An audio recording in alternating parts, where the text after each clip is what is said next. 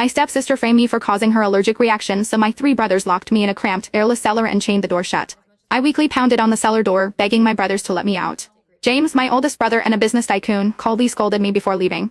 It's bad enough that you usually bully Lily, but deliberately feeding her seafood when you know she's allergic? Were you trying to kill her? Stay in there and think about what you've done. William, my second brother and a rising music star, and Henry, my third brother and a genius painter, both sneered. Someone as vicious as you is still making excuses and playing the victim? You can just stay in there and suffer the consequences. With that, they carried my trembling stepsister Lily in their arms and rushed her to the hospital. As the oxygen slowly ran out, each breath became more labored until I finally died in that cellar. 3 days later, when my brothers returned home from the hospital with Lily, they finally remembered me. But by then, I had already suffocated to death in that cramped cellar. I died from lack of oxygen in that cellar. When I regained consciousness, I found my spirit hovering next to my 3 brothers. They had just returned to their mansion. James and William more gently helping Lily, speaking to her kindly. Thank goodness we got you to the hospital in time. You're recovering so quickly. Henry fussed over her with obvious concern. The doctor said your body is still weak and needs proper nourishment. He then eagerly served Lily a large piece of meat. A servant hesitantly spoke up, young masters, Miss Rachel hasn't made a sound in the cellar for 3 days now. James snorted and cut her off. Today is a happy day minus Lily's coming home from the hospital. Why bring up that troublemaker?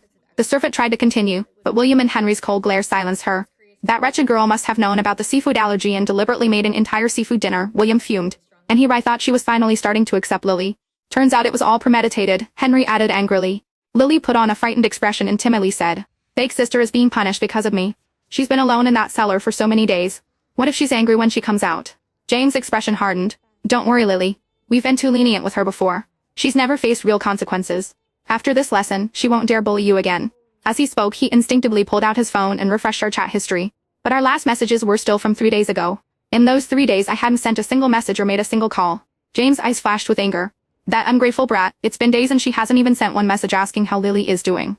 At that moment Lily deliberately grasped Jane's hand and said in a tearful voice, I just want a big sister to spend time with me. I never meant to steal anything from her.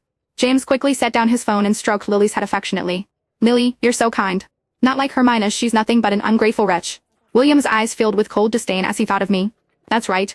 She dares to harm family just to get attention? She's truly despicable. Henry nodded in vehement agreement and sneered, unless she's learned her lesson and is willing to kneel and apologize to Lily, I'll throw her out of this house myself. I stood nearby, listening to my brother's words and could only laugh bitterly at the absurdity. But my spirit's actions went completely unnoticed by the living. Ever since our parents died when I was young, my 3 brothers had devoted all their attention to me. One day, I said I wanted a playmate my own age, so my brothers went to an orphanage and adopted Lily as my stepsister. I opened my heart to Lily's arrival, but in front of my brothers she repeatedly framed me, causing them to grow more and more distant from me with each passing day. Including this time minus my 3 brothers locked me in that tiny cellar without a second thought.